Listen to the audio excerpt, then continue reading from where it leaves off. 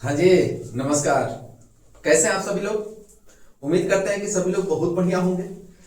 तो ये जो क्लास 10 का जो हम लोग का चल रहा था, ये एक्सरसाइज 1.1, इसका दो दो पार्ट हम करा चुके हैं और पूरा जितना बेसिक था उसको हम सभी लोग जो है कि कवर कर चुके हैं, है ना। आज हम लोग का यही है बाबू कि आज हम लोग शुरू करेंगे ये एक्सरसाइज 1.1 को। ठीक, एक्सरसाइज 1.1 में जो क्वेश्चन है उसको हम लोग देखने वाले हैं कि कहां तक कर सकते हैं। ठीक, ऐसे तो कुल देखा जाए तो कुल मिला के 5 ही क्वेश्चन है, ठीक है। लेकिन उन 5 में से हम लोग कितना कर पाते हैं, ठीक, जितना हो पाएगा इस वीडियो में, ठीक, उतना हम लोग आज कवर करेंगे। चलिए तो फिर शुरू करते हैं और सबसे पहले हनुमान जी का आशीर्वाद के साथ, ठीक, और जय श्री राम बोल के। और एक यहाँ मोटिवेशनल लाइन है, शायद छूट गया है कुछ, इसमें लिखा है कि कोशिश करने वालों की हार नहीं होती है, ठीक है। इसके ऊपर वाला लाइन जो है कि इसमें नहीं है ना। ये आप सभी लोग जो है कि सुने होंगे इसको कि होता है ना कि चींटी है ना, कि दाना लेके जब चढ़ती है, चढ़ती दीवारों से 1000 बार फिसलती है, लेकिन हर बार उसकी कोशिश बेकार नहीं होती और कोशिश करने वालों की हार नहीं होती। शायद ऐसा ही कुछ करके है, ठीक। तो ये सही बात है बाबू कि यदि आप मेहनत कर रहे हैं ना, आज आपको लग रहा होगा कि आपके पास टोटल जो है कि 365 दिन है, ठीक। तो आप बहुत बड़े मतलब, ठीक, आप अंधेरे में जी रहे हैं, ठीक है। 365 दिन कैसे निकल जाता है ना, ये नहीं पता चलता है, ठीक है। आप जो है कि 365 दिन जो ये समझ रहे हैं ना, ये 365 दिन बाबू कब खत्म हो जाएगा ये आपको नहीं पता चलेगा, ठीक है। इसीलिए अभी से मेहनत पर लग जाना है। अभी से आप जो है कि अपना मेहनत जो है कि स्टार्ट कर दीजिए। अभी से आप पढ़ाई को स्टार्ट कर दीजिए, अपना जर्नी शुरू कर दीजिए, ठीक है। डेली कुछ ना कुछ पढ़ते रहना है, कुछ ना कुछ सीखते रहना है। डेली आप सीखिएगा ना, तब जाके ये जो सपना है आपका 450 प्लस का, ये जाके कंप्लीट होगा, ठीक। जैसे इसमें भी लिखा हुआ है कि जब चींटी जब दीवार पे चढ़ती है ना बाबू, जब दाना लेकर चढ़ती है तो एक ही बार में वो सफल नहीं होती है। आप कभी देखिएगा, गौर कीजिएगा इस चीज को कि वो जब चढ़ती है तो ऊपर से अगर एक बार गिर जाएगी ना तो फिर से चढ़ती है, ठीक। वो गिरने के बाद फिर चढ़ेगी और ऐसा वो कई बार करती है, ठीक। लेकिन हर बार उसका मेहनत बेकार नहीं होता है ना। एक न एक समय आता है कि वो आखिरकार चढ़ ही जाती है, ठीक। तो वही चीज है कि आप 365 दिन सोच के जो बैठे हैं ना कि आज से नहीं पढ़ेंगे, कल से पढ़ लेंगे, परसों से पढ़ लेंगे, इस दिन से पढ़ लेंगे, उस दिन से पढ़ लेंगे, ठीक। तो ये शादी बीत जाएगा तब पढ़ेंगे, तो कोई ओकेजन है, होली बीत जाएगा तब पढ़ेंगे, तो ये सारी चीजें इसको छोड़ दीजिए और आज से ही लग जाइए, ठीक है। इसलिए कि आपका जो 10th क्लास का जो सिलेबस है ना, ये एक दिन में कवर करने के लिए नहीं बना है, एक महीना में कवर करने के लिए नहीं बना है, ठीक है। ये पूरा के पूरा 1 साल लगने वाला है। 1 साल आप लगातार पढ़िएगा तब जाके वो सिलेबस आपका कंप्लीट होगा, ठीक है। तो चलिए हम लोग शुरू करते हैं, आशीर्वाद देते हैं हनुमान जी का और जो है कि आगे हम लोग शुरू करते हैं, ठीक। तो ये आप लोग को हम बता भी चुके हैं, ये यूक्लिड विभाजन प्रमेय का, ठीक है। तो यही लिखा हुआ है कि दो धनात्मक पूर्णांक a व b दिए रहने पर ऐसी अद्वितीय पूर्ण संख्याएं q और r विद्यमान है कि a equal to B Q plus r, और जहां जो r है वो 0 से बड़ा है या बराबर है, लेकिन b से क्या है, छोटा है, ठीक है। तो ये चीज आप लोग को हम ये यूक्लिड विभाजन प्रमेय का जो है आप लोगों को हम बता चुके हैं। यूक्लिड विभाजन प्रमेय का, यूक्लिड विभाजन प्रमेय का, ठीक है। इसमें याद यही रखना है कि a इक्वल टू होता है बाबू बी क्यू प्लस आर, ठीक है। और जहां जो r होता है ना, जहां r ये 0 से बड़ा या 0 के बराबर होता है, लेकिन b से छोटा होता है। ठीक है, तो इतना ही चीज आपको यही चीज ध्यान में रखना है। ठीक है, हाँ, बाकी कुछ भी नहीं। यूक्लिड विभाजन प्रमेयिका में इतना चीज यदि आप जानते हैं, ठीक, तो इसके बाद आपको कुछ नहीं जानना है। ये चीज याद रखना है कि भाज्य इक्वल टू होता है, ठीक, जो आप 9th में पढ़े थे, भाज्य इक्वल टू होता है बाबू भाजक गुणा में भागफल, ठीक है, और फिर प्लस में क्या होता है शेषफल। यही यूक्लिड विभाजन प्रमेयिका है, दूसरा कुछ नहीं है। ठीक है, तो यही चीज यहां पे लिखा हुआ है कि दो धनात्मक पूर्णांक ए और बी यदि दिया हुआ है, ठीक, यानी कि आपको HCF निकालने के लिए दो संख्याएं मिलेंगी। ठीक है, हाँ, चलिए एक संख्या ले लेते हैं हम लोग। तो एक मान लीजिए कि 6 है और एक 8 है। ठीक है, ये दो संख्याएं हैं। ठीक, तो वही चीज कर रहा है कि दो धनात्मक पूर्णांक ए और बी दिए रहने पर इसी में से एगो ए हो जाएगा और एगो बी हो जाएगा। ठीक है, दिए रहने पर ऐसी अद्वितीय पूर्ण संख्याएं Q और R विद्यमान है कि A equal to P Q plus R, यानी कि जब इसका HCF निकालेंगे ना, ठीक है, तो हमें Q भी मिल जाएगा और हमें R भी मिल जाएगा। ठीक है, हाँ, अब अभी HCF निकाल के हम आपको, ठीक, ये जो दोनों चीजें जो दिया हुआ है ना, इसको अभी दिखाएंगे तुरंत। ठीक है, हाँ, उससे पहले एक चीज और लिखा है, और ये है बाबू प्रमेयिका। ठीक है, क्या होता है प्रमेयिका? तो देखिए लिखा है कि प्रमेयिका एक सिद्ध किया हुआ कथन होता है, यानी कोई भी प्रमेय आप पढ़ते हैं ना, कोई भी थ्योरी पढ़ते हैं, वो पहले ही से सिद्ध होता है। ठीक, जो गणितज्ञ लोग हैं यानी मैथमेटिशियन जो लोग हैं, वो पहले से उस सिद्ध करके ही प्रमेय बना हुआ है। ठीक, उसमें हम लोग को उसके आधार पे क्वेश्चन को बनाते हुए चलना है। यानी कि ये जो यूक्लिड विभाजन प्रमेयिका जो है, ये सिद्ध है, ये प्रूफ हो चुका है। हम लोगों को इस फॉर्मूला का यूज करके हम लोग को सिर्फ और सिर्फ क्या बनाना है, क्वेश्चन को सॉल्व करना है। ठीक है, तो वही कह रहा है कि प्रमेयिका एक सिद्ध किया हुआ कथन होता है और इसे एक अन्य कथन को सिद्ध करने में प्रयोग करते हैं। ठीक, यानी कि प्रमेय तो पहले सिद्ध हो चुका है। जैसे यहाँ यूक्लिड लिखा है ना, तो इस प्रमेय को यूक्लिड दिए थे, एक यूक्लिड गणितज्ञ थे, बहुत महान गणितज्ञ थे। ठीक है, उन्हीं का दिया हुआ है। ठीक, तो वो जब इस फॉर्मूला को जब दिए थे, इस प्रमेय को जब दिए थे, तो वो उसको सिद्ध करके ही दिए थे। ठीक, उसको साबित किए थे कि ये फॉर्मूला क्या है, सत्य है। ठीक है, हाँ, तो इसको हम लोग इसलिए पढ़ रहे हैं ताकि इसका यूज करके हम क्वेश्चन को बना सकें। हमको इसको नहीं सिद्ध करना है, ठीक है, कि इसको हमें सिद्ध करना नहीं, ये सिद्ध हो चुका है। हमें क्या करना है, हमें इसका यूज करके जो क्वेश्चन हमें मिलेगा ना, उस क्वेश्चन को हमें सॉल्व करना है। ठीक है, तो यही होता है बाबू प्रमेयिका। समझ में आ गया सब कुछ?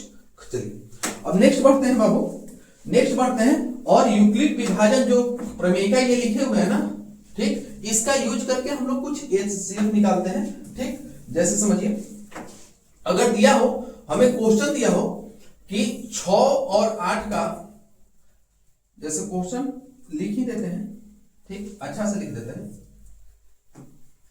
है ना। यूक्लिड विभाजन, यूक्लिड विभाजन एल्गोरिथ्म का प्रयोग करके, एल्गोरिथ्म का प्रयोग करके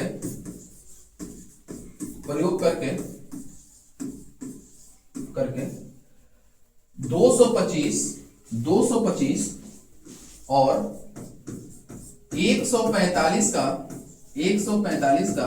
HCF ज्ञात कीजिए। ठीक, इस प्रकार से हमें क्वेश्चन मिल गया।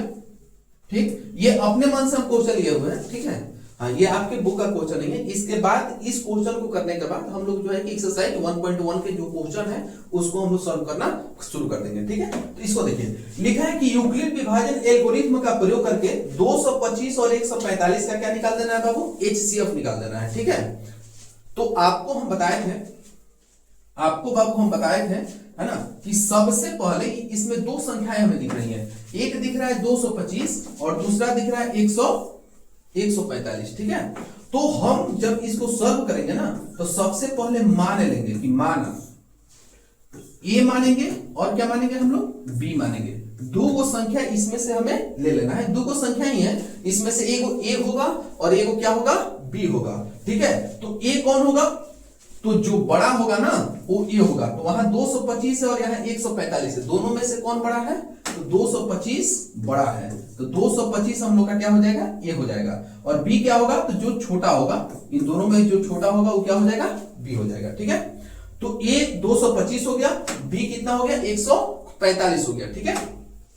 अब जो है कि इसके बाद हम लोग लगा देंगे यूक्लिड विभाजन, इसके बाद इस चीज को जरूर लिखना है, ठीक है। यूक्लिड विभाजन प्रमेय से, यूक्लिड विभाजन प्रमेय से, प्रमेयिका लिख दीजिए, प्रमेय लिख दीजिए, विधि लिख दीजिए, एल्गोरिथम लिख दीजिए, है ना, कुछ भी लिख दीजिए, सब सही है, ठीक है। तो यूक्लिड विभाजन प्रमेय से, तो यूक्लिड विभाजन प्रमेय क्या कहता है, ये कहता है कि a equal to B Q plus R, जहां जो r है ना, जो r है, ठीक, वो 0 से बड़ा या इसके बराबर, इसका मतलब होता है बड़ा, 0 से r क्या है, बड़ा है, और इसका मतलब होता है बाबू कि बराबर भी है, ठीक है। r का मान 0 से बड़ा भी हो सकता है और 0 भी हो सकता है, ठीक, और b से क्या होता है, छोटा होता है, ठीक है।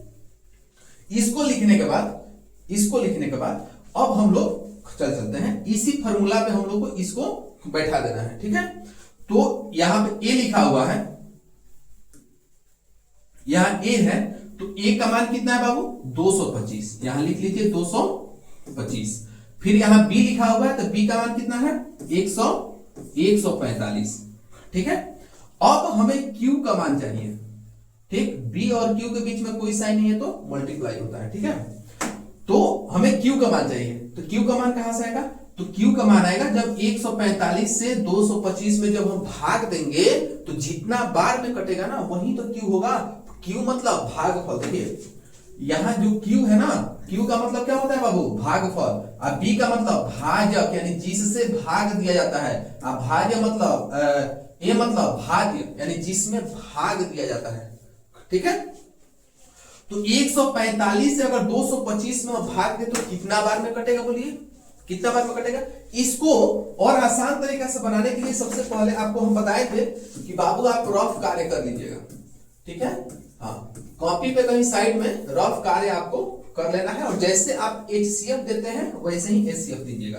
तो 225 में हम लोग को किससे भाग देना है बाबू, 145 से भाग देना है। तो हम लोग इसमें 145 से क्या करेंगे, इसमें हम लोग भाग देंगे। तो 145 से कितना बार में कटेगा बताइए, तो एक बार में कटेगा, 145 हो जाएगा, ठीक। अब यहां माइनस होता है, तो 5 5 क्या हो जाएगा, 0, 2 में से 4 नहीं जाएगा तो हर्षी ले लेंगे, तो 12 में से 4 जाएगा, कितना हो जाएगा, 8, और यहाँ 1 बचा तो 1 1 क्या हो जाएगा, ये तो खत्म हो जाएगा। अब यहां पे फिर भाग दिया जाता है ना, 145 आ जाएगा यहाँ पे, ठीक है।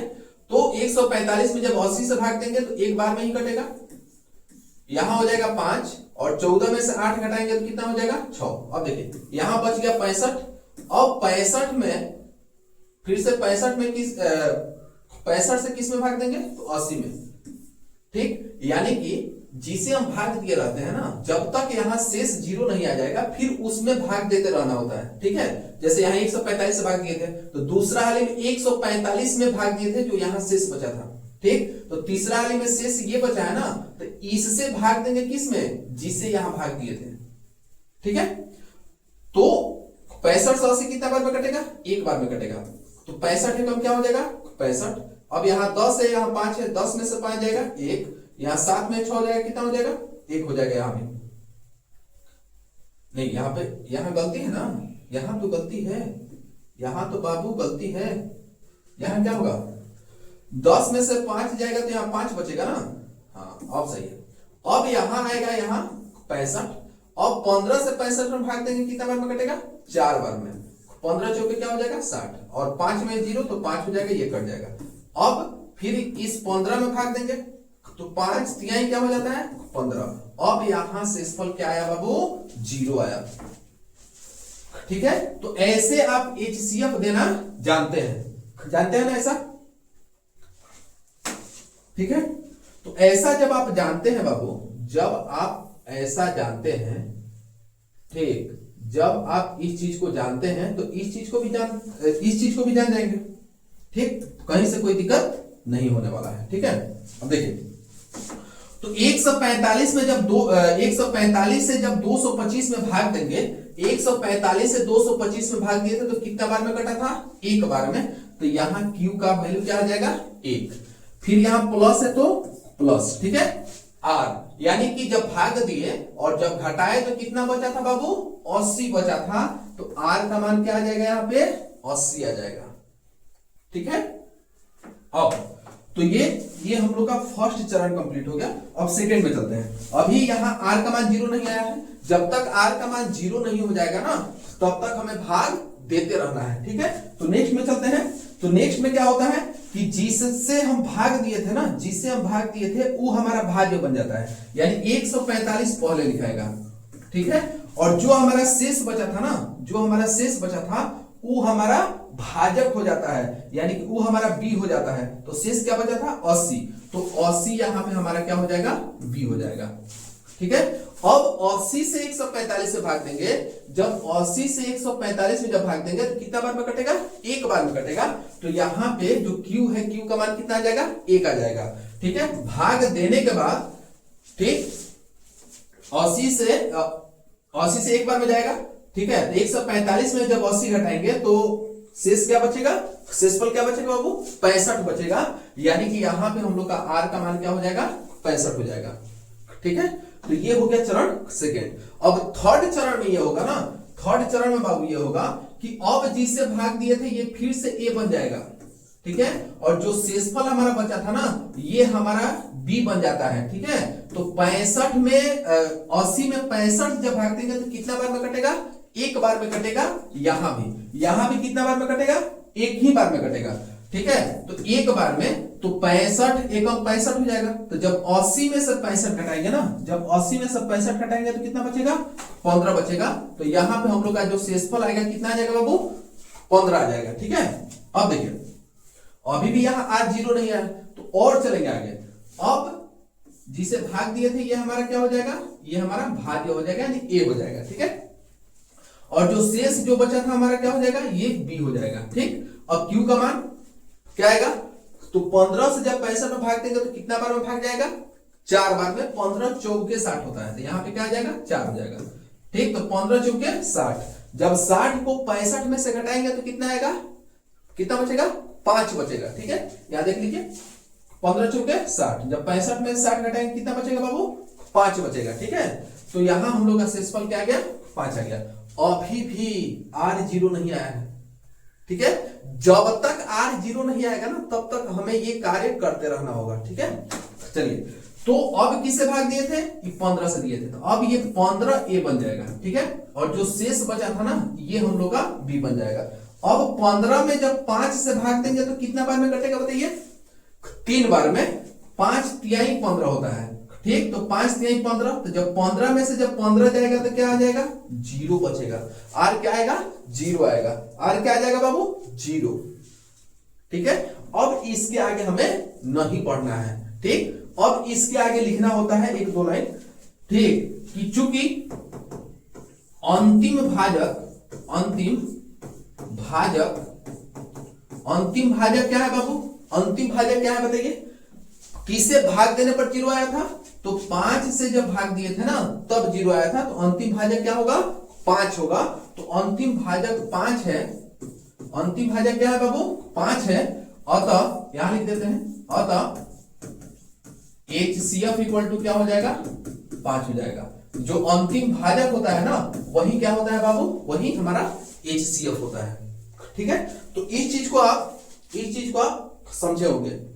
ठीक है, कि यूक्लिड विभाजन प्रमेय का यूज हम लोग कैसे करते हैं। ठीक, चलिए अब हम लोग अपने एक्सरसाइज पे चलते हैं। एक्सरसाइज 1.1। ठीक है, इसका जो फर्स्ट नंबर जो क्वेश्चन है, इसका फर्स्ट नंबर क्वेश्चन ये कह रहा है कि निम्नलिखित संख्याओं का HCF निकालने के लिए यूक्लिड विभाजन एल्गोरिथ्म का प्रयोग कीजिए। हमें किसका प्रयोग करके निकालना है HCF? यूक्लिड विभाजन एल्गोरिथ्म का प्रयोग करके हमें निकालना है। तो चलिए हम लोग शुरू कर देते हैं यहीं पे। ठीक, जो फर्स्ट नंबर जो क्वेश्चन है 135 और कितना है बाबू? 135 और 225। ठीक है, 135 और क्या लिखा है? 225 लिखा है। ठीक है, तो इसको हम लोग शुरू करते हैं। ठीक, तो सबसे पहले हम लोग क्या करते हैं बताइए? तो सबसे पहले हम लोग क्या करते हैं बाबू? तो सबसे पहले मानते हैं, ठीक है, कि माना A और B, ये दो चीज हमें क्या होता है? मानना होता है। तो ये हम लोग क्या मानेंगे इसमें? इन दोनों में से कौन बड़ा दिख रहा है हमें? 225। तो A हमारा हो जाएगा 225 और B क्या हो जाएगा बाबू? 135। ठीक है, A हो गया 225 और B हो गया 135। ठीक, अब हम क्या करते हैं इसके आगे हम लोग क्या करते हैं बाबू? तो इसके आगे हम लगाते हैं यूक्लिड विभाजन प्रमेय का। तो लिखेंगे यूक्लिड विभाजन प्रमेय से या प्रमेयिका से, यूक्लिड विभाजन प्रमेयिका से। ठीक है, यूक्लिड विभाजन प्रमेयिका से। ये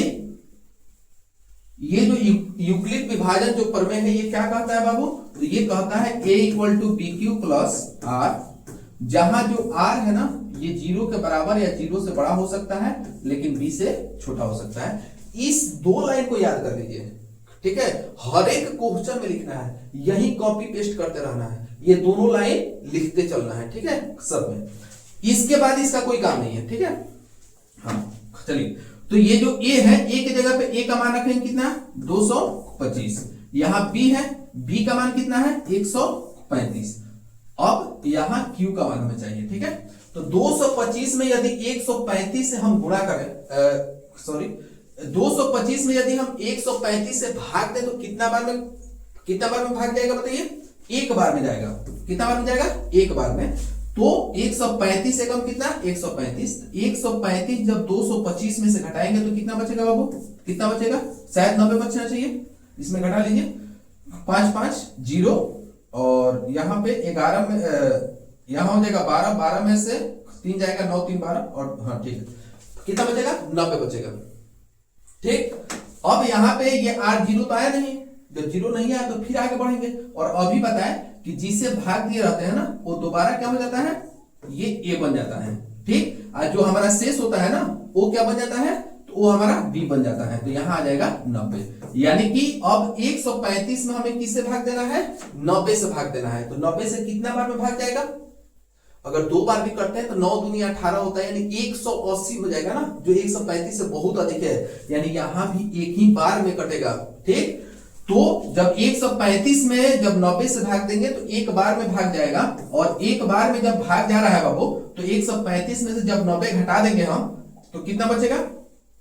तो यह हो गया 5 और 9 4 13 यानी कि 4, यानी 45 बचा। ठीक है, अभी भी हमारा R 0 नहीं आया है। ठीक है, अभी भी 0 नहीं आया है। चलिए तो फिर आगे बढ़ते हैं। तो इस बार क्या करेंगे? अब किससे भाग दिए थे? 90 से भाग दिए थे, तो अब यहां लिखेंगे 90। ठीक है, और B की जगह पे क्या लिखेंगे? जो हमारा शेष बचा है उसको लिखेंगे। ठीक, अब 45 से जब 90 में भाग देंगे तब कितना बार में भाग जाएगा? 2 बार में कट जाएगा। 45 दूनी 90 होता है। ठीक, तो 45 दूनी क्या हो गया? 90। तो 90 में से जब 90 घटेगा तो क्या बचेगा बाबू? 0 बचेगा। क्या बचेगा? 0 बचेगा। ठीक है, तो यहां पे R क्या आ गया? 0 आ गया। तब इसके आगे हमें नहीं पढ़ना है, इसके आगे हमें 2 लाइन लिखना है। चूंकि अंतिम भाजक, इसको भी सगरी में लिखते रहना है। अंतिम भाजक, चूंकि अंतिम भाजक क्या है बाबू? है ना, वो अंतिम भाजक क्या है जिसे भाग देने पर ये 0 आया, तो अंतिम भाजक है हमारा 45। ठीक है, अंतिम भाजक कहने का मतलब जो B के जगह पे हो, है ना, जो B का मान है, ठीक है, उसी को लिखना है।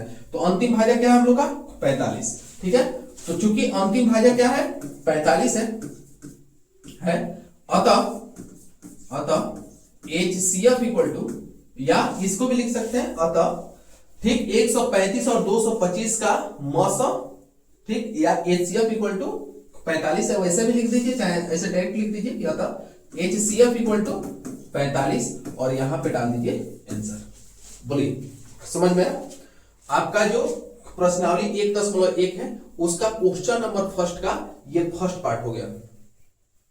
ठीक है, कहीं से कोई डाउट नहीं होना चाहिए। ठीक है, हाँ चलिए नेक्स्ट पेपर चलते हैं।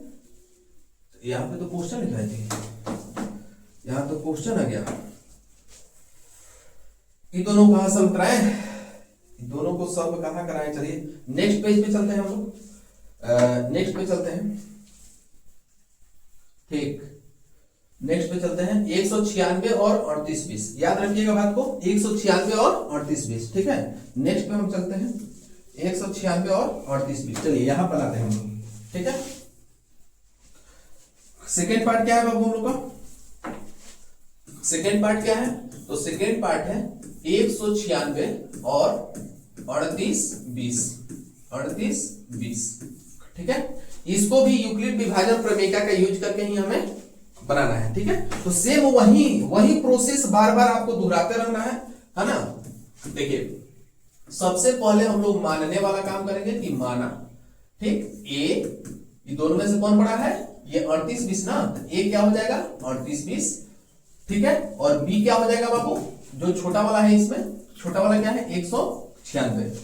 ठीक, 196। ठीक है, तो ये हो गया हम लोग का ए और ये हो गया बी। ठीक है, इसके बाद हम लोग क्या करते हैं? इसके बाद हम लोग तुरंत लगा देते हैं यूक्लिड विभाजन प्रमेय। ठीक है, यूक्लिड विभाजन प्रमेय से। ठीक, इस चीज को लिखना है और लिखने के बाद इसका जो सूत्र है उसको लिख देना है कि a equal to P Q plus R, और यहां दिखा देना है कि जो आर है वो 0 के बराबर या 0 से बड़ा है और b से छोटा है। ठीक है, इतना दिखा दिए।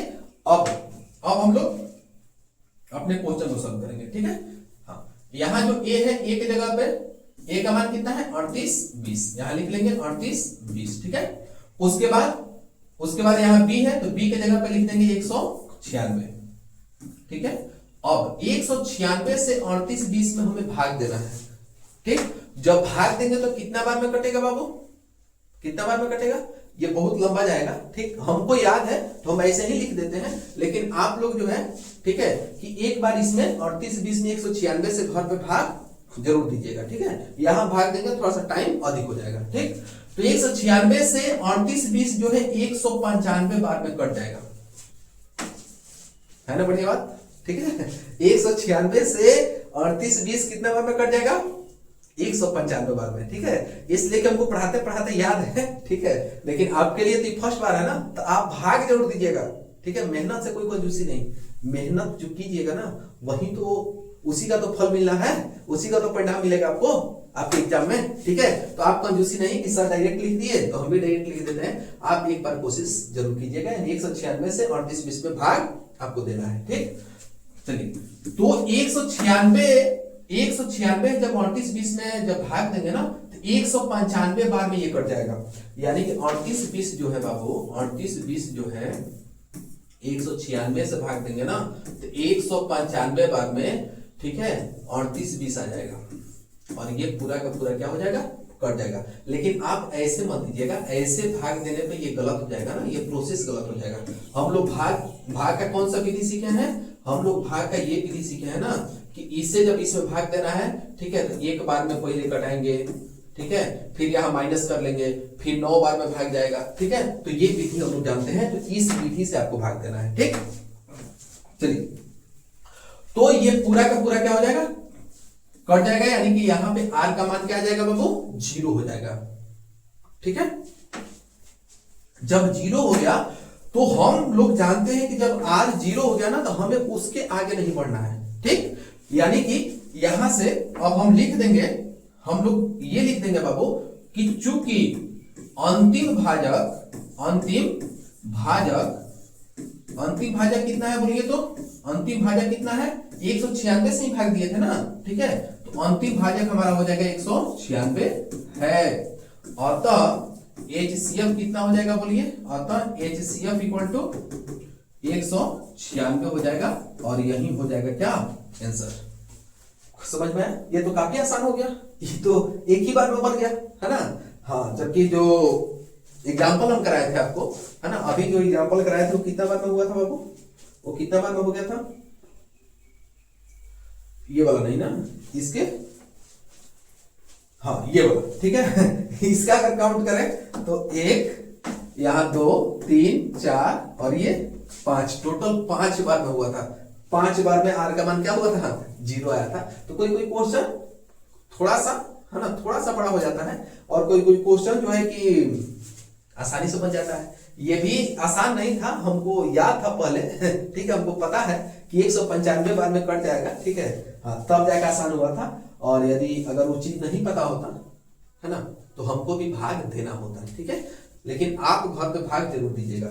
अब ये सेकेंड नंबर हो गया, ठीक है, ये फर्स्ट भी हो गया और सेकेंड भी हो गया। अब बताइए आप इसको बना लेंगे कि नहीं बना लेंगे, आप बनाएंगे, ये आपका होमवर्क है, ये आपका क्या है बाबू, ये आपका होमवर्क है, ठीक। ये थर्ड नंबर क्वेश्चन हम नहीं बता रहे हैं, ठीक है। आप इसमें मान लीजिएगा कि माना a इक्वल टू इतना हो जाएगा, b इक्वल टू इतना हो जाएगा, फिर यूक्लिड विभाजन प्रमेय लगा लीजिएगा, और लगाने के बाद जो है कि इसको सॉल्व कर दीजिएगा, ठीक है, हो जाएगा ना।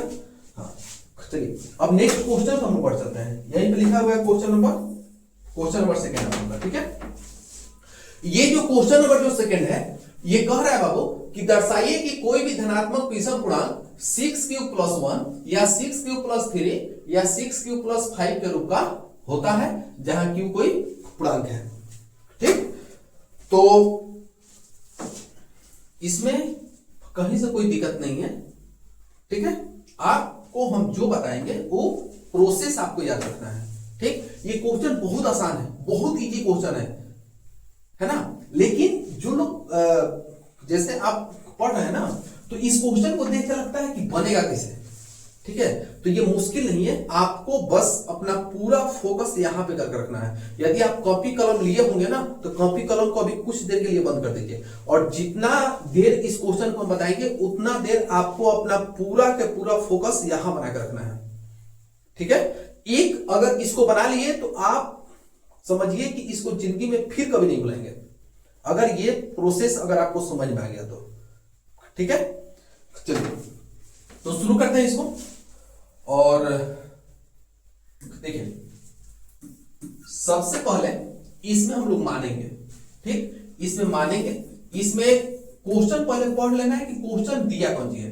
कह रहे कि दर्शाइए कि कोई भी धनात्मक विषम पूर्णांक, यहां दिया है हमें धनात्मक विषम पूर्णांक, तो हमें मानना भी होगा धनात्मक विषम पूर्णांक, ठीक है। जिसमें धनात्मक सम पूर्णांक दिया होगा उसमें हम धनात्मक सम पूर्णांक मानेंगे, लेकिन इसमें धनात्मक विषम पूर्णांक दिया है, ठीक है। तो क्वेश्चन पहले पढ़ लेना है कि क्वेश्चन में दिया कौन सी है, जो क्वेश्चन में देगा, ठीक, उसी को हमें मानना है। तो हम लोग मानेंगे कि माना ए धनात्मक विषम पूर्णांक है, धनात्मक विषम पूर्णांक है,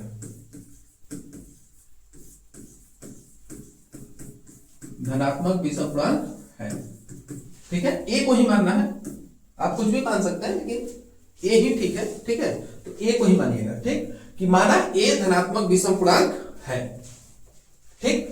इसके बाद जब मान लिए तो इसके तुरंत बाद हमें लिखना है, इसके तुरंत बाद लिखना है बाबू, इसके तुरंत बाद लिखिएगा कि यूक्लिड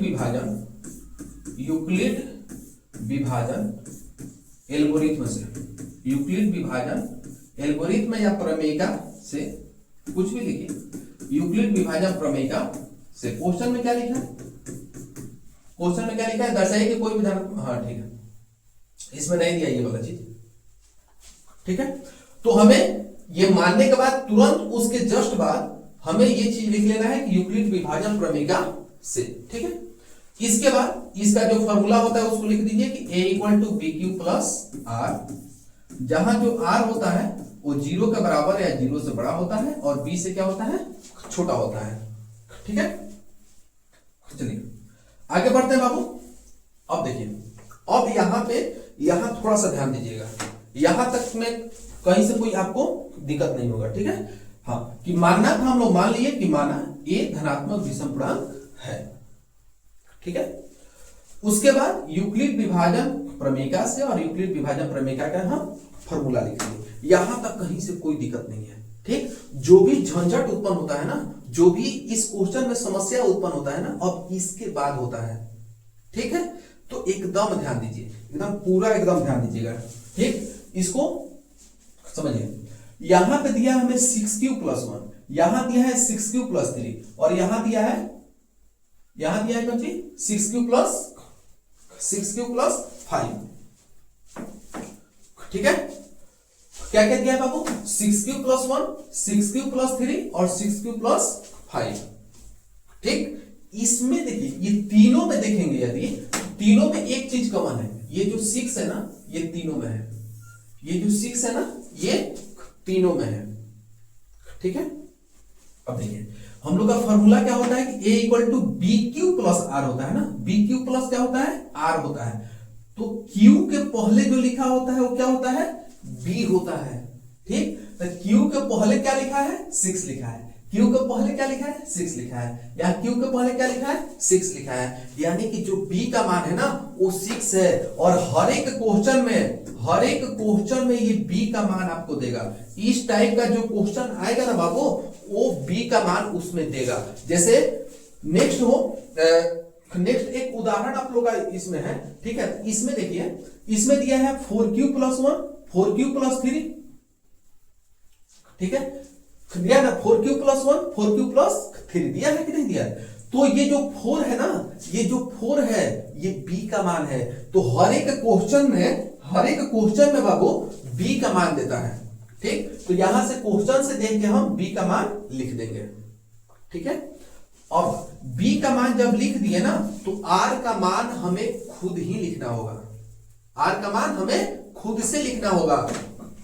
ठीक है, इसलिए कि r का मान फिक्स नहीं होता है। जैसे यहां देखेंगे तो r का मान 1 है, यहां r का मान 3 है, यहां r का मान 5 है, तो इसमें से कौन सा लिखेंगे, हो जाएगा सब गड़बड़। ठीक है, तो r का मान हमें खुद से लिखना होता है।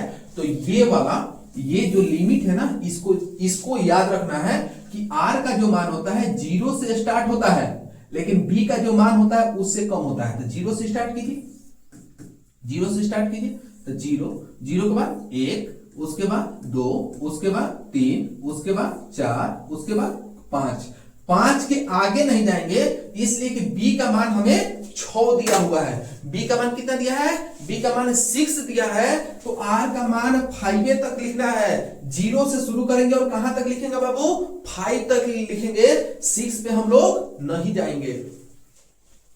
ठीक है, इसलिए कि r का मान b से छोटा होता है। ठीक है, यहां तक चलिए अब आगे बढ़ते हैं। ठीक, r का मान ये चीज हो गया। ठीक है, अब नेक्स्ट बात। ठीक है, अब क्या करेंगे कि ये r का जो मान है ना, जैसे 0, 1, 2, 3, 4, 5 ये जो लिखे हैं हम एक एक करके इस वाले इक्वेशन में हम लोग रखते जाएंगे। ठीक है, इसको समीकरण फर्स्ट कर लीजिए और यहां लिख लीजिए समीकरण 1 में r का मान रखने पर।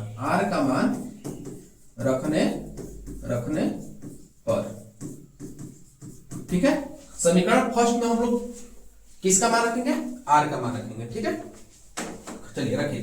तो सबसे पहले हमें क्या रखेंगे, सबसे पहले हम लोग r का मान क्या रखेंगे बाबू, तो r का मान सबसे पहले हम लोग 0 रखेंगे। तो लिखेंगे r = 0। जब r = 0 लिखे तो इस इक्वेशन में रख दीजिए, ये तो a हो गया, a = क्या हो जाएगा bq है ना, तो b का मान हम लोग के पास पहले से है, तो b के जगह पे क्या लिख देंगे 6, तो यहां 6 हो गया। और ये q का मान हम लोग को नहीं पता है, ये q ऐसे ही रहेगा, और r का मान हम क्या लिखे हैं यहाँ पे 0, तो यहां रख देंगे 0। ठीक है, तो a = क्या हो जाएगा यहाँ पे 6q, इसलिए कि 0 मिस होता है कुछ नहीं, 0 को इसमें जोड़िएगा या घटाइएगा या गुणा भाग नहीं करना है। ठीक है, 0 को जोड़ने या घटाने पर जो संख्या रहती है उतना ही होती है। ठीक है, तो a = कितना हो गया, a = हो गया 6q। ठीक, अब यहां देखिए r का मान हम क्या रखे थे 0 रखे थे, अब क्या रखेंगे r का मान 1 रखेंगे, ऐसे ही रखते चलना है। अब r का मान क्या रखेंगे बाबू, तो r का मान 1 रखेंगे।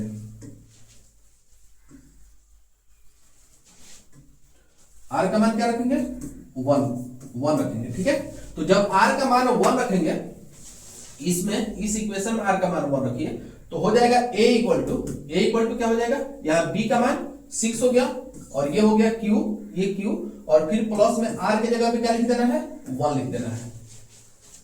ठीक, तो इतना हो गया, r का मान 1 रखे तो इतना आ गया। ठीक, अब r का मान, इसको इक्वेशन नंबर फर्स्ट कर दीजिए, इस यहां फर्स्ट कर दिए थे ना, यहां फर्स्ट हो गया था, तो इसको सेकंड कर दीजिए, इसको क्या कर लेंगे, इसको कर लेंगे थर्ड। इक्वेशन नहीं भी मानेंगे तो इससे कोई दिक्कत नहीं है, ठीक है, लेकिन मान लीजिएगा थोड़ा सुविधा होगा। ठीक है, चलिए r का मान 1 रख दीजिए। ठीक, अब r का मान क्या रखेंगे बाबू, अब r का मान रखेंगे 2, ऐसे ही रखते चलना है, बहुत आसान है। ठीक है, तो a equal to 6q plus क्या हो जाएगा, 2 हो जाएगा, होगा ना। ये हो गया हम लोग का इक्वेशन नंबर 4। अब r का मान क्या रखेंगे 2 के बाद, अब 3 रखेंगे, तो क्या हो जाएगा, a equal to 6q plus क्या हो जाएगा, 3 हो जाएगा, और ये हो जाएगा हम लोग का इक्वेशन नंबर 5। अब r का मान क्या रखेंगे, तो 4 रखेंगे, तो a इक्वल टू क्या हो जाएगा, यहां तो 6q, ये तो फिक्स, ये चलता रहेगा, r की जगह पे क्या हो जाएगा, 4 हो जाएगा। ठीक, ये हो गया इक्वेशन नंबर 6। ठीक है, ये समझ में आ रहा है।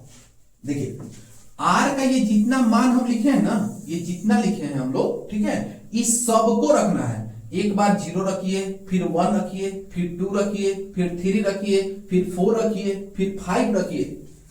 ठीक है, लाइन से इस सगरी को रखना है, रखने के बाद हम लोग निष्कर्ष पे निकलेंगे। ठीक है, तो देखिए r का मान 4 तक रख दिए, अब r का मान क्या रखना है, 5 रखना है, तो क्या हो जाएगा, a इक्वल टू ये 6q और प्लस में क्या हो जाएगा, 5 हो जाएगा, और ये हो जाएगा इक्वेशन नंबर 7।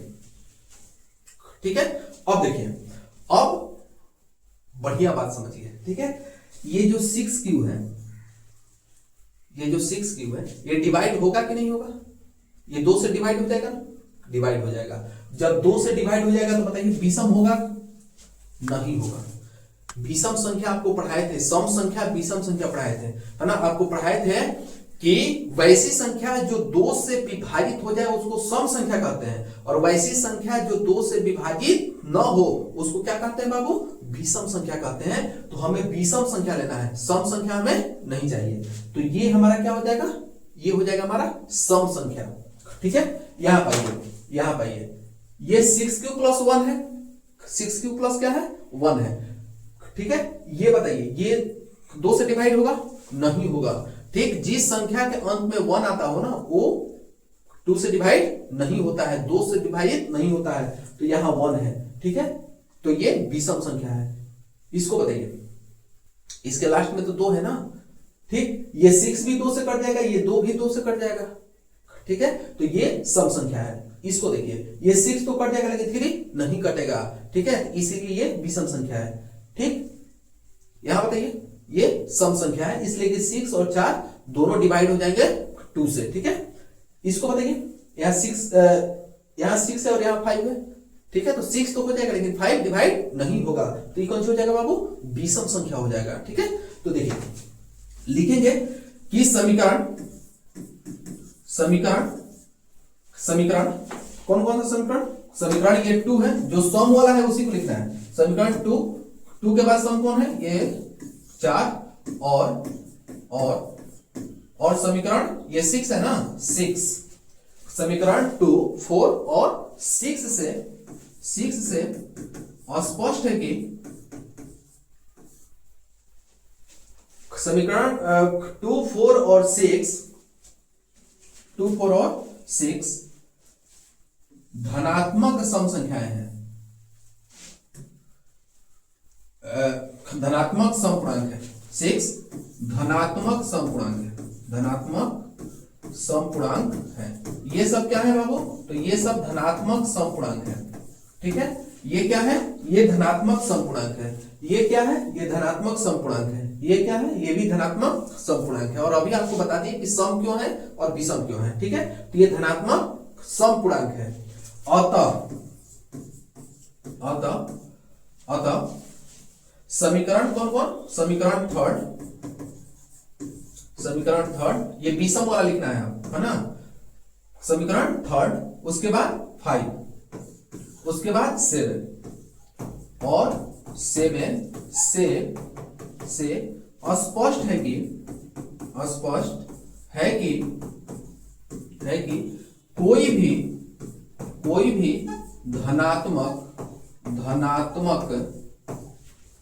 धनात्मक विषम पूर्णांक कोई भी धनात्मक विषम पूर्णांक 6q + 1 6q + 3 या 6q + 5 के रूप का होता है ठीक है। समीकरण इक्वेशन 3, इक्वेशन 5 और इक्वेशन 7 से ये स्पष्ट है बाबू कि कोई भी धनात्मक विषम पूर्णांक 6q + 1 या 6q + 3 या 6q + 5 के रूप का होता है। और यही हम लोग का ये क्वेश्चन कहा था। ठीक है, तो इतना सारा कार्यक्रम हम लोग किए, इतना सारा हम लोग मेहनत किए। अब बताइए समझ में आया आपको समझ में आया? ये आ गया होगा। अगर नहीं आया तो कहीं ना कहीं आप फोकस किए नहीं थे। ठीक है, एक बार और थोड़ा समझ लीजिए। सबसे पहले इस टाइप के जो भी क्वेश्चन मिलेंगे ना, ठीक है, तो उसमें हम लोग को मानना है, जो क्वेश्चन में कहेगा उसी चीज को हम लोग को मान लेना है कि माना ए धनात्मक विषम पूर्णांक है। अगर सम बोला होता तो माना ए धनात्मक सम पूर्णांक है। ठीक है, उसके बाद यूक्लिड विभाजन प्रमेय का लिख दीजिए। लिखने के बाद इसमें b का मान क्वेश्चन में जरूर दिया होगा। ठीक है, वहां से b का मान लिख दीजिए और जो b का जो मान है ना उससे कम r का मान होता है, यानी b 6 है यानी r 5 तक लिखना है। ठीक, अगर b मान लीजिए 7 है तो r कहां तक होगा बाबू? 0 से शुरू करेंगे, 0 1 2 3 4 5 और 6 पे जाकर रुक जाएंगे। ठीक है, इसलिए कि b का मान कितना है? 7 है, तो r का मान 6 तक होगा। अगर b का मान 10 होता तो r का मान 9 तक लिखते। ठीक है, a को कम लिखना है ना। ठीक, तो r का मान हो गया। उसके बाद ये जो समीकरण फर्स्ट जो हम लोग माने थे ना, उसी में ये r का जो मान है, ठीक है, उसको रखते चलेंगे। पहले 0 रखेंगे तो 0 रखे, इतना आ गया, फिर 1 रखेंगे, फिर 2 रखेंगे, 3 रखेंगे, 4 रखेंगे, 5 रखेंगे, तो ये सब इक्वेशन हमें मिल जाएगा। ठीक है, उसके बाद इसमें हम देख लेंगे, ठीक है, तो हम लोग देखे तो ये जो 6q है ये धनात्मक सम पूर्णांक है। ठीक, ये इक्वेशन नंबर 4 जो है ये भी जो है धनात्मक सम पूर्णांक है। इक्वेशन नंबर 6 ये भी धनात्मक सम पूर्णांक है। तो हम लोग लिख दिए कि 2 4 और 6 स्पष्ट है कि ये सब क्या है? धनात्मक सम पूर्णांक है। अतः इक्वेशन नंबर 3 5 और 7 से स्पष्ट है कि कोई भी धनात्मक विषम पूर्णांक 6q + 1 या 6q + 3 या 6q + 5 के रूप का होता है। ठीक है, तो ये था आप लोग का एक्सरसाइज 1.1 का क्वेश्चन नंबर 2। अगर अभी भी समझ में नहीं आया होगा तो वीडियो को फिर से पीछे कीजिएगा और फिर से जहां से हम क्वेश्चन नंबर 2 शुरू किए हैं वहां से फिर से एक बार, ठीक है, यहां तक फिर देख लीजिएगा। ठीक, इसके बाद नेक्स्ट क्वेश्चन पे जाइएगा। ठीक है, चलिए, तो ये हो गया। अब उदाहरण नंबर हम लोग का ये 3 आपके एक्सरसाइज जो चैप्टर 1 है उसका उदाहरण नंबर ये 3 है और सेम इसी प्रकार का क्वेश्चन दिया हुआ है। इसी वजह से यहाँ पे जो है इस क्वेश्चन को लिखा गया है। ठीक, कि एक क्वेश्चन आप पढ़िए, एक और क्वेश्चन पढ़ लेंगे, ठीक है, तो पूरा आप समझ जाएंगे बातों को। ठीक है, चलिए इसमें भी हम लोग पढ़ लेते हैं। तो उदाहरण नंबर 3 में कह रहा है कि दर्शाइए कि एक धनात्मक विषम पूर्णांक, देखिए यहां भी लिखा है कि धनात्मक विषम पूर्णांक। ठीक, तो हम लोग क्या मानेंगे? इसमें भी धनात्मक विषम पूर्णांक मानेंगे। ठीक है, तो धनात्मक विषम पूर्णांक 4q + 1 या 4q + 3 के रूप का होता है जहां q कोई पूर्णांक है। ठीक, तो सबसे पहले मानेंगे हम लोग, माना ए कोई कौन चीज, आप लोग बोलिए ए क्या होगा? चला ए क्या होगा? तो ए कोई छोड़ दीजिए, एक धनात्मक विषम पूर्णांक है, चाहे ए कोई धनात्मक कुछ भी मान लीजिए, एक लिख दीजिए यहाँ पे, चाहे कोई भी लिखेंगे तो कैसे कोई दिक्कत नहीं है। ठीक है, माना ए एक धनात्मक विषम पूर्णांक है, एक धनात्मक विषम पूर्णांक है, धनात्मक विषम पूर्णांक है। यहां तक बात क्लियर? ठीक, इस लाइन को लिखने के बाद इसके तुरंत बाद लिखना है यूक्लिड विभाजन प्रमेय से। क्या लिखेंगे बाबू? यूक्लिड विभाजन यूक्लिड विभाजन प्रमेयिका से, विभाजन प्रमेयिका से, ठीक है, यूक्लिड विभाजन प्रमेयिका से हो गया। ठीक, इस फॉर्मूला को आप लिख लीजिए कि a इक्वल टू क्या होता है, तो बी क्यू प्लस आर होता है, जहां ये आर है ये 0 के बराबर या 0 से बड़ा होगा और b से छोटा होगा। ठीक, यहां तक लिखने के बाद, यहां तक लिखने के बाद बाबू यहां पे हमें b का मान लिखना है। इस फॉर्मूला को लिखने के बाद b का मान लिखना है, और b का मान कहां से लिखेंगे, तो क्वेश्चन से लिखेंगे। ठीक है, जो q के पहले दिया है वही b है।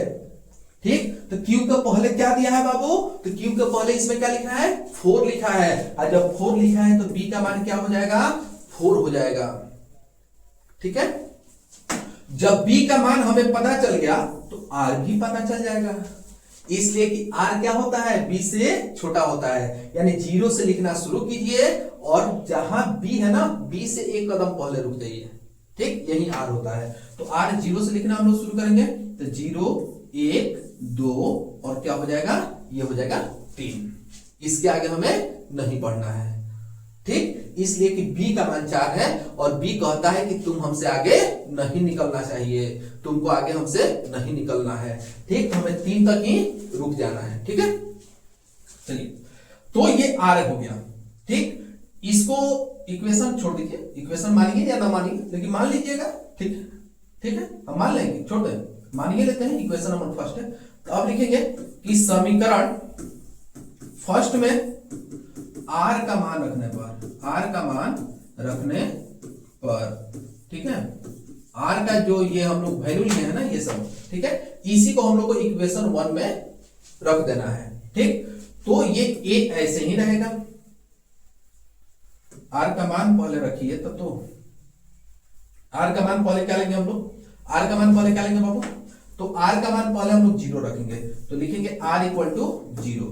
ठीक है, तो जब r इक्वल टू 0 लिखेंगे तो ये जो a है ऐसे ही रह जाएगा। हाँ, b जो लिखना है ना, तो b का मान तो दिया है 4, तो b की जगह पे क्या लिखेंगे 4, और ये q ऐसे ही रहेगा, और फिर प्लस में जो r है, r की जगह पे क्या लिख देंगे 0। समझ में आया? अब क्या हो जाएगा, तो a इक्वल टू ये हो जाएगा 4q, इसलिए कि जो 0 है, जो 0 है बाबू, ठीक, उसको किसी भी संख्या में जोड़िए या घटाइए, कोई फर्क नहीं पड़ता है, लेकिन गुणा और भाग से फर्क पड़ता है। ठीक है, तो जोड़ने घटाने से कोई फर्क नहीं पड़ता है। तो a इक्वल टू आ गया हम लोग का 4q। ठीक, तो r इक्वल टू हम लोग क्या रखे थे, 0 रखे थे। अब क्या रखेंगे, तो r इक्वल टू इस पर क्या रखेंगे, 1 रखेंगे, 0 के बाद क्या है 1 है, तो अब 1 रखिए, तो 1 रखने से क्या हो जाएगा, a इक्वल टू यही चीज हो जाएगा 4q, सिर्फ r के जगह पे 1 कर लेना है, इसलिए कि r का मान इस पर क्या रखे हैं, 1 रखे हैं। ठीक है, अब देखिए, तो r equal to 1, r equal to 1 रखने पर a इक्वल टू क्या आ गया 4q प्लस 1। इस बार क्या रखेंगे r का मान बाबू, इस बार क्या लेंगे 1 के बाद क्या लेंगे, तो इस बार 2 लेंगे, तो जब 2 लेंगे तो a इक्वल टू क्या आ जाएगा 4q प्लस 2 आ जाएगा।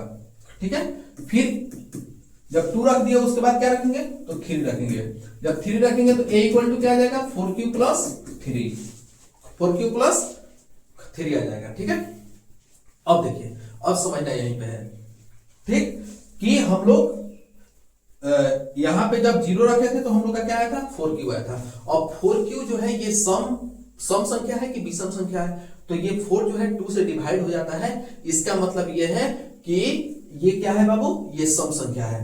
इसको बताइए, तो ये 4 डिवाइड हो जाएगा, लेकिन 1 डिवाइड 2 से नहीं होगा, इसका मतलब ये है कि ये विषम संख्या है। यहां पे देखिए, तो यहां ये 4q प्लस 2 क्या हो जाएगा, सम संख्या हो जाएगा, इसलिए कि 4 भी डिवाइड हो जाएगा और 2 भी डिवाइड हो जाएगा 2 से। ठीक है, और यहाँ पे 4q प्लस 3, तो 4 तो डिवाइड हो जाएगा लेकिन 3 नहीं डिवाइड होगा।